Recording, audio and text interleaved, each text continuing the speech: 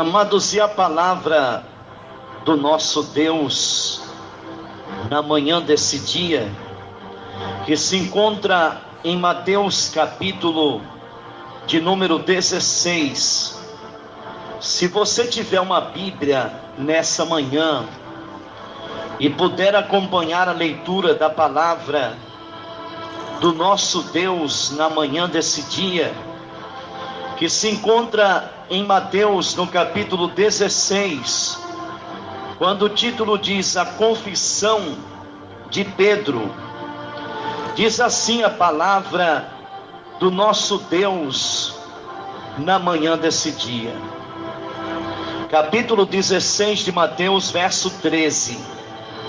E chegando Jesus às partes de Cesareia de Filipe, interrogou os seus discípulos dizendo: quem dizem os homens ser o Filho do Homem?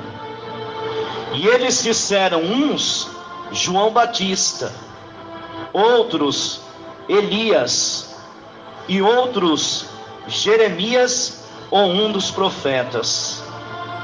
E disse-lhe ele: e vós, quem dizeis que eu sou? Simão Pedro respondendo: tu és o Cristo, o Filho do Deus vivo. E Jesus respondendo disse-lhe: bem-aventurado és tu, Simão Bar-Jonas, porque não foi carne nem sangue quem te revelou, mas o meu Pai que estás nos céus. Pois também eu te digo que tu és Pedro, e sobre esta pedra eu edificarei a minha igreja, e as portas do inferno não prevalecerão contra ela. E eu te darei as chaves do reino dos céus, e tudo que ligares na terra será ligado nos céus, e tudo que desligardes na terra será desligado nos céus. E então mandou aos seus discípulos que a ninguém dissessem que ele era o Cristo. Desde então começou Jesus a mostrar aos discípulos que convinha a Jerusalém ele ir e padecer muito dos anciões e dos principais sacerdotes, dos escribas, ser morto e ressuscitar ao terceiro dia. Pedro, tomando a parte, começou a repreendê-lo dizendo: Senhor, tem compaixão de ti, isso de modo nenhum te acontecerá. Ele, porém, voltando-se, disse a Pedro: para trás de mim, Satanás, porque tu não compreendes as coisas que são de Deus, mas sim as que são dos homens. Essa palavra, meus amigos, que Deus assenta no meu coração na manhã desse dia, dentro dessa pergunta que Jesus Cristo faz aos seus discípulos nesse dia. A pergunta que ele faz era: o que dizem os homens a respeito de mim? Muitos procuravam saber, na realidade, quem era Jesus, porque ele era um ser humano que tinha surgido, e de uma forma diferente de profetas, diferente de pregoeiros da época. Ele era um personagem, amados, na história da palavra de Deus, muito diferente. E ele mesmo procura, com os seus discípulos, saber o que os homens diziam a respeito dele. E aí então os apóstolos começam respondendo: mestre, alguns estão dizendo que tu és João Batista. João Batista, ele era primo de Jesus, era aquele que iniciou trazendo a mensagem de arrependimento e preparando o caminho para a chegada do ministério de Jesus Cristo. E eles começam dizendo: tu és João Batista. Outros começavam a dizer que ele era o profeta Elias, aquele que foi levado ao céu por uma carruagem de fogo. Outros estavam também dizendo que ele era Jeremias, o profeta que chorava muito por Jerusalém, pelo povo de Israel, que recebia palavras proféticas do futuro tão desastroso que teria a nação de Israel naquela época. Mas é tão interessante isso, irmãos, porque essa pergunta, ela ainda percorre nos nossos dias de hoje. Porque se você pergunta quem é Jesus para você, muitos respondem: Jesus é um mero homem. Existem religiões que dizem que Jesus, ele foi apenas um muçulmano que adorava Alá e que era fiel a Deus. Outros dizem que Jesus, ele era um político, que ele pretendia ser um governador da época da sua história. Outros dizem que Jesus era apenas um poeta que gostava de falar versos bonitos que poderia tocar na vida das pessoas. Mas ele então chega aos discípulos e diz: e vós, quem dizeis que eu sou? Eu imagino que nesse momento existe um silêncio. Os apóstolos ficam calados durante um tempo dentro daquele mistério, para poder responder quem era Jesus. E de repente, um dos apóstolos, chamado Pedro, recebe uma revelação do Espírito Santo, e ele afirma com a sua boca: tu és o Cristo, o Filho do Deus vivo. O Espírito de Deus leva aquele ser humano tão difícil de lidar, uma história de muita dificuldade de lidar, de pavio curto, de pouca ciência, um homem que não tinha leitura, um homem que tinha uma dificuldade de poder lidar com ele, recebe na sua boca agora uma palavra dirigida pelo Espírito Santo e faz a afirmação que seria uma das afirmações mais importantes que o ser humano poderia fazer naquela época: tu és o Cristo, o Filho do Deus vivo. Quando ele fala isso, meus amados, a Bíblia Sagrada chega a ponto de dizer que Jesus Cristo olha para ele e reconhece que a sua palavra, ela não tinha brotado da carne e do sangue de Pedro. A carne e o sangue do ser humano jamais reconhece Jesus como Filho do Deus Altíssimo, não. O conhecimento, a ciência, muitas vezes nega ele como Filho do Deus vivo, porque é bem difícil do ser humano poder entender o mistério do seu nascimento. Jesus veio de uma forma diferente. Ele não veio como Moisés, como Abraão. Ele não veio como Isaac, como Jacó. Ele não veio como Josué. Ele não veio como Sansão, como Jefité. Ele não veio como Billy Graham, como Jimmy Swaggart, como pregadores da época. Ele não veio a essa terra como eu e como você. Para nós podermos chegar a essa terra, teve que existir um contato entre o macho e uma fêmea. Nós viemos através do sexo. Nós viemos através do contato de macho e fêmea. Quando seu pai, ejaculou. Milhares de espermatozoides se direcionaram ao óvulo de sua mãe, e somente um conseguiu perfurar e gerou e nasceu você. Mas com Jesus não foi assim. A sua mãe não teve contato sexual com homem algum. Ela era uma moça virgem que recebeu um dia a visita de um anjo. O anjo Gabriel disse para ela que ela ia conceber uma criança. E ela começa então dizendo: nossa, como vou poder gerar uma criança se eu nunca tive contato com homem algum?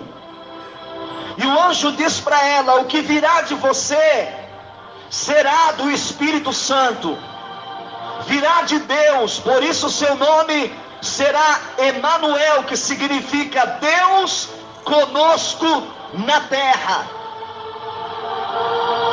Mas durante um momento, Maria parece que não consegue entender, porque o milagre do nascimento de Jesus Cristo seria uma coisa inexplicável, meus amigos. É tão tremendo, porque no decorrer do tempo, José percebe que a sua noiva estava grávida, e por um momento fica pensando, achando: talvez eu fui traído. A minha noiva, que tanto me ama, deitou com outro homem. Mas de repente ele também recebe a visita de um anjo chamado Gabriel, o anjo de revelação, e diz para ele: não temas receber Maria como a tua mulher, porque o que dela está sendo gerado, José, é do Espírito Santo. E eu acho tremendo, amados, porque José naquele dia recebe essa palavra, entende o mistério, e a partir daquele momento ele entende que ele fazia parte de um plano de Deus, que tanto ele como a sua esposa estaria fazendo parte desse mistério poderoso, que era o nascimento de Jesus Cristo, o Filho do Deus vivo. Você sabe que muitos não aceitam isso. Muitos não acreditam que Jesus veio através da Virgem.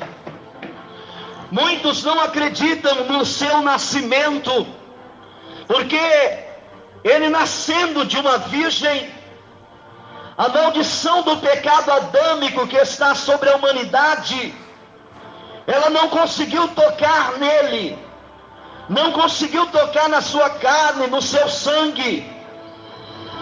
Ele não herdou a maldição do pecado de condenação, porque o seu nascimento não foi através de osso, de carne nem de sangue. Ele não nasceu através de sexo de homem e mulher, não. Ele não veio através de um matrimônio, de um casamento, mas ele nasceu debaixo do poder de Deus. Isso é tão interessante, porque João, quando está escrevendo sobre filhos de Deus, aqueles que são gerados da palavra, ele diz que aqueles que reconhecem a Jesus como Salvador e Senhor de sua vida, eles recebem um poder, o poder de serem feitos filhos de Deus.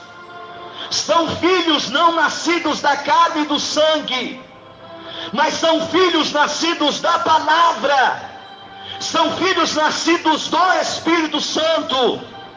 É quando você recebe uma natureza que não vem desse mundo, pois a natureza desse mundo está corrompida.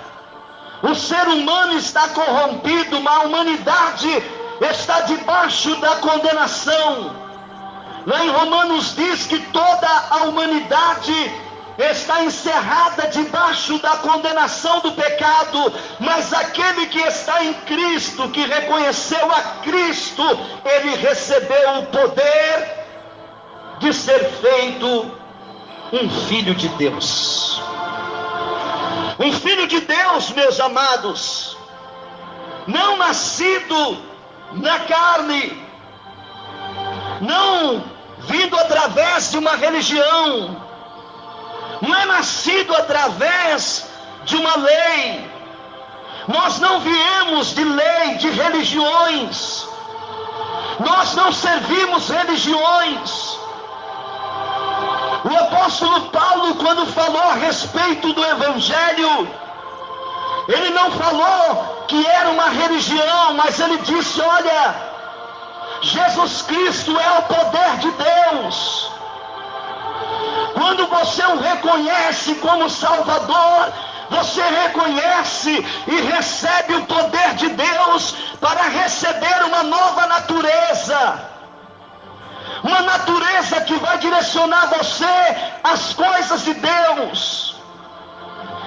Onde você vai começar a se desfazer daquilo que desagrada a Deus. Você não vai deixar de beber bebidas alcoólicas porque alguém forçou você. Você não vai deixar de usar droga, cometer pecados de orgia, de adultério, de prostituição, porque alguém obrigou você a isso, não. É que o poder do Espírito Santo vai começar a gerar em você uma natureza de santidade, de separação. Você se tornará santo, que significa separado. E você vai viver para honrar a Deus na terra. Você vai viver para temer o Senhor. Você vai viver para Deus, não à base de fadiga, não à base de canseira. Você vai se dedicar para Ele sem interesses financeiros. Você não vai pregar com interesse de receber. Você não vai trabalhar na seara com interesse de ser beneficiado financeiramente, ou receber tapas nas costas ou elogios. Isso não, porque isso não adianta de nada. Você vai trabalhar, você será um voluntário para Ele. Você terá um espírito voluntário, como disse Davi. Você se submeterá a Ele porque você entendeu que Ele te amou primeiro, que o sacrifício dele no Calvário foi primeiro por você. Você entendeu o que Jesus Cristo fez para que você se tornasse aquilo que você é hoje. E eu acho tão interessante, porque Pedro afirma: tu és o Cristo, o Filho do Deus vivo. Naquele momento Jesus disse para ele: o Espírito de Deus se revelou. Quem é o Espírito de Deus, pastor? É uma coisa, como dizem as religiões, é um fenômeno como o fogo, como a água, como o mar, como os trovões. É uma força ativa, como diz os testemunhas de Joá? Não. Mas quem é o Espírito de Deus, pastor? O Espírito de Deus é uma pessoa. O Espírito de Deus é a pessoa do Deus Criador, habitando em espírito dentro da vida de um ser humano. Esse Espírito fala. O Espírito de Deus fala com você. O Espírito de Deus te convence. O Espírito de Deus mostra para você quando você está num caminho errado e chama você para você vir para o caminho certo. O Espírito de Deus é aquele que avisa você do perigo. O Espírito de Deus é aquele que pairava, segundo Gênesis diz, que a terra era sem forma e vazia, mas o Espírito de Deus pairava sobre a face do abismo. Quando Deus começou pronunciando a palavra que é Jesus, A Trindade começou trabalhando na criação. Quando Deus disse haja, Ele pronunciou a palavra que é o Verbo Jesus Cristo, e o Espírito Santo começou trazendo vida aonde não havia vida, forma aonde não havia forma, criação aonde não havia criação. O mundo não veio através de um Big Bang, como diz a ciência. Os seres humanos não vieram através da evolução, como diz a história. Nós não viemos através de animais, como diz as doutrinas de Allan Kardec, não. Na Gashoba da Rassub Canábias, nós temos um Criador, o Criador dos céus e da terra, o Deus Todo-Poderoso, que em Jesus Cristo se manifestou na terra, para que pudéssemos ter a vida eterna. E é tão interessante, meus amigos, porque o Espírito Santo anseia ciúme por nós. Que ciúme é esse, pastor? O ciúme do Espírito Santo é que ele quer reservar você para Deus.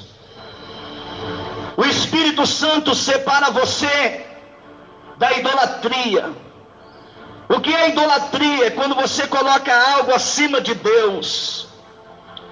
Idolatria não é você ter somente uma imagem dentro de uma casa, porque tem pessoas que não têm imagem, mas são idólatras. A idolatria não está no exterior do homem. O ser humano não é idólatra apenas no seu exterior. A Bíblia diz que a idolatria é um fruto da carne. Ela está impregnada na vida do ser humano. O ser humano muitas vezes não adora ídolos em imagem de gesso, de pau, de madeira, mas muitos estão adorando o dinheiro, o carro que tem. Outros estão adorando a mulher que tem, os filhos que tem, a casa que tem, o lar que tem, as terras que tem, a herança, a riqueza que tem. Porque a partir do momento que você coloca coisas materiais acima de Deus, isso se torna uma idolatria. Deus é o primeiro. Ele diz: eu sou o alfa, eu sou o ômega. O nosso Deus não aceita ser segundo e terceiro na nossa vida. Ele é o primeiro. O poder é dele, a glória é dele, a honra é dele. E eu acho tão interessante, porque esse texto diz: o Espírito de Deus quem te revelou. E ele começa a revelar naquele dia a autoridade que ele delegava à igreja. E ele diz a Pedro: eu digo que tu és Pedro, que significa pedra e pedra pequena. E ele começa dizendo: sobre esta pedra eu vou edificar. Entenda uma coisa: quem edificou a igreja não foi Pedro, foi Jesus. E ele disse que a igreja estaria edificada sobre uma pedra, sobre uma rocha. O alicerce da igreja não são seres humanos. O alicerce da igreja não é Pedro. Se a igreja de Jesus dependesse de Pedro, nós estávamos acabados. Ele cooperou para que a obra missionária nos alcançasse, sim. Ele foi usado por Deus como pastor para guiar e pregar o evangelho, a mensagem salvadora da cruz. Mas Jesus diz: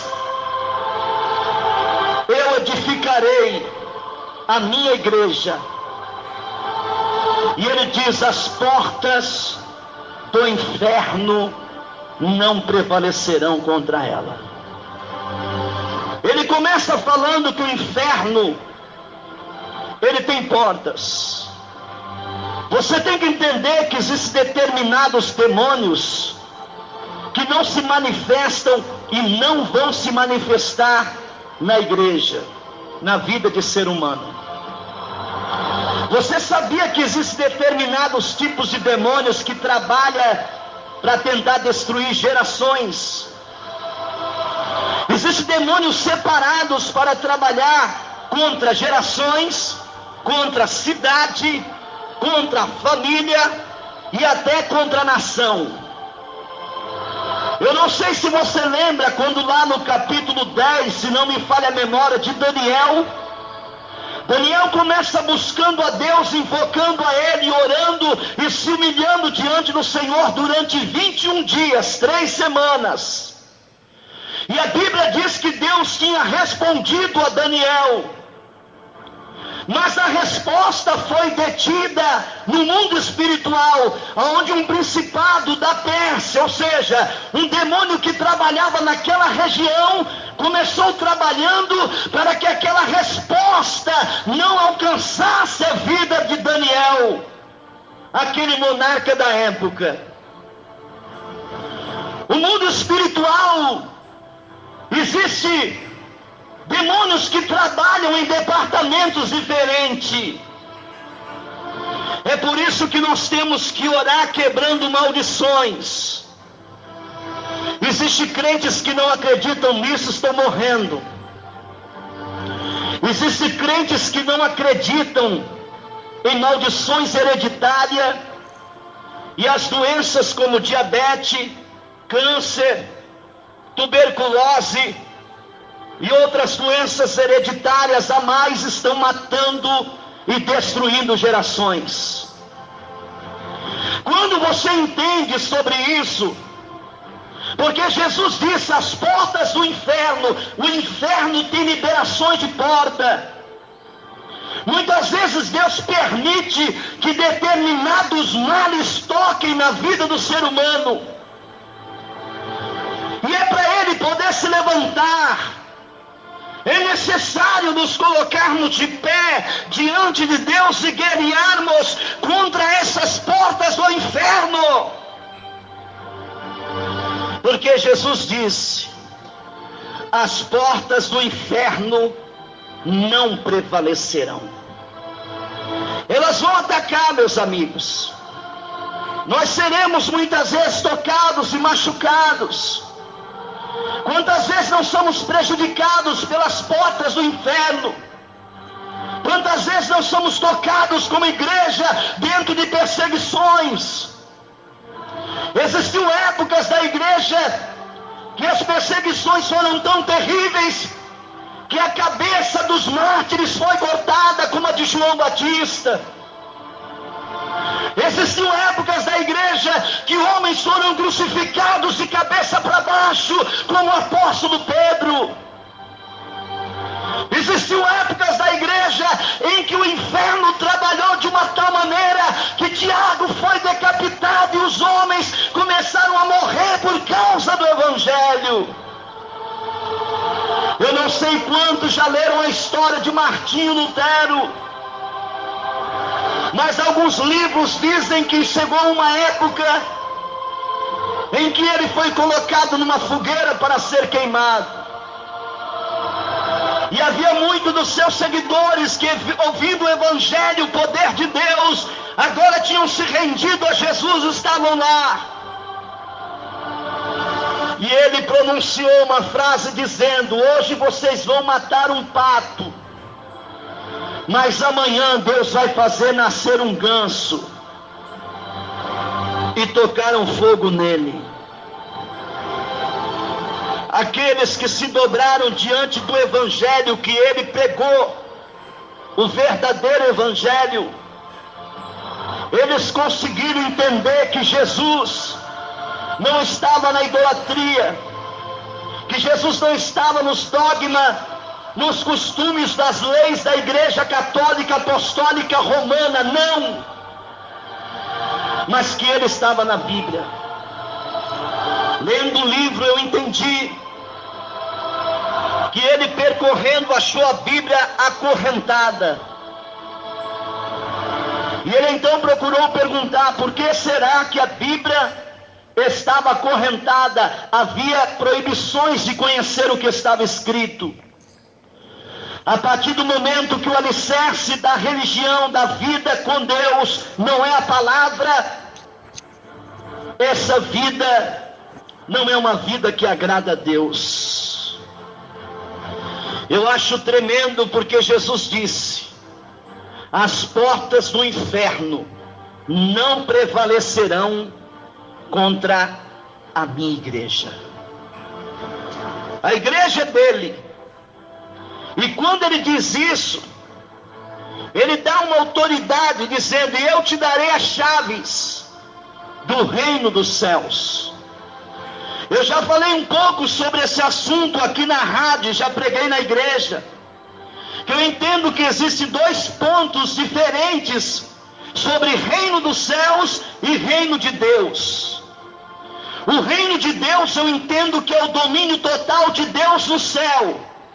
E o reino dos céus é o domínio de Deus na terra através da sua igreja. E ele começa dizendo: eu te darei as chaves do reino dos céus. Você sabe que quando você tem a chave de um local, você tem crédito de entrada. E esse crédito de entrada é um crédito de entrada no mundo espiritual, para tomar posse daquilo que Jesus Cristo, Ele conquistou no Calvário para nós. Você que crê, você que entendeu quem é Jesus para você, você tem essa chave. Você pode entrar e declarar a palavra que está escrita em Isaías 53, que Ele tomou sobre si as nossas dores, as nossas enfermidades, e o castigo que nos traz a paz estava sobre Ele. E eu acho tão tremendo esse ponto, quando ele fala de chaves, amigos. Eu entendo que essas chaves são créditos que Deus nos deu.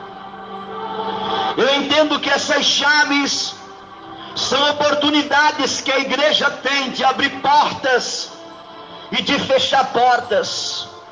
Eu quero declarar, mediante essa palavra profética, que as portas do inferno, das doenças, das enfermidades de Satanás e os seus demônios contra a sua vida e a minha estão fechadas, e as portas do reino dos céus estão abrindo para que coisas tremendas de Deus comecem a tomar conta da nossa vida, do Guarujá, Lamancho da Raçuba e Canábias. Eu te darei a chave do reino dos céus, e tudo o que ligares na terra será ligado nos céus, e tudo o que desligares na terra será desligado nos céus.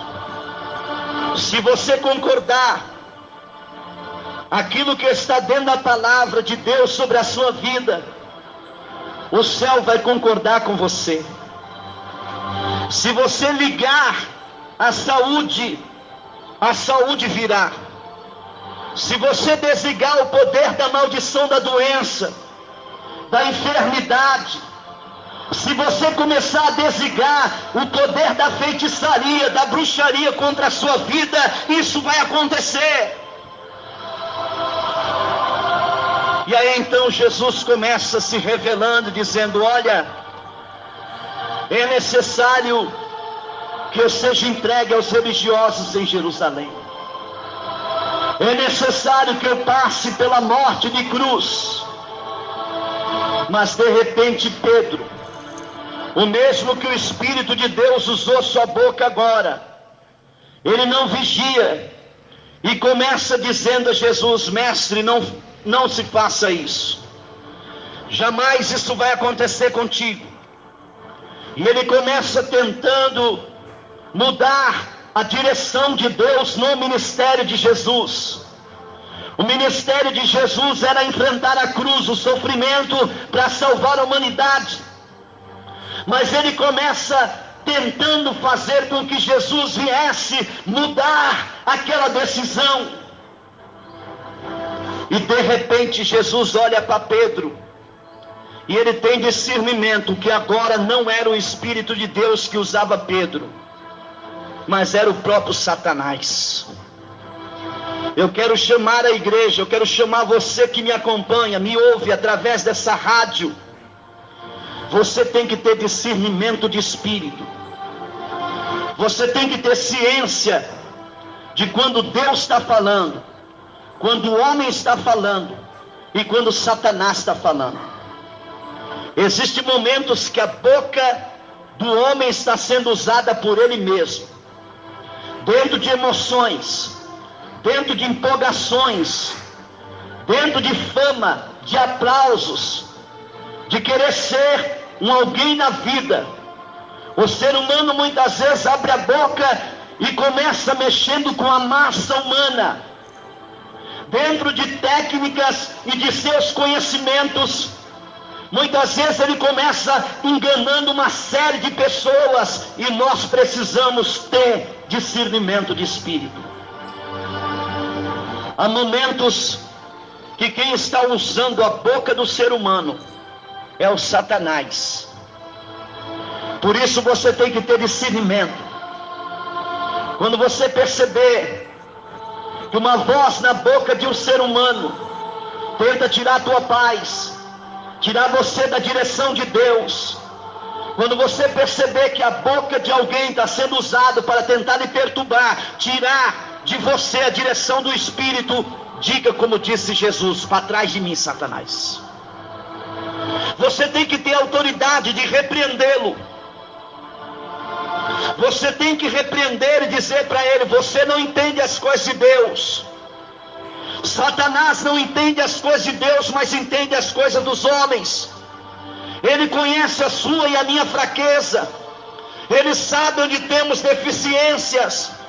Mas nós conhecemos as coisas de Deus, porque Jesus Cristo disse que aos homens que não conhecem a palavra, aos religiosos é dito isso em parábolas, mas a nós é dado conhecer o mistério do reino dos céus.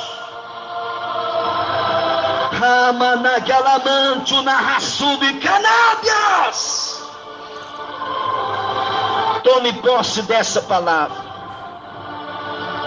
Ó Deus Todo-Poderoso, eu começo apresentando todos em oração nesse sábado, Senhor. Que o teu Espírito possa tocar no doente para curá-lo. Que o poder de Deus possa tocar na família, na casa, no lar, no casamento. Abençoa o ministério, todos que me ouvem nesse momento agora. Eu te agradeço por tudo. Seja conosco nesse final de semana e nos livra do mal, em nome de Jesus. Diga amém. Graças a Deus e graças a Deus. Que Deus abençoe você, meu amigo. Eu estou indo embora, e se Deus disser que sim, amanhã estou de volta. Eu sou o pastor Benedito Pereira, e esse é o programa Reviver no Seu Lar. Deus abençoe, tchau, Pai!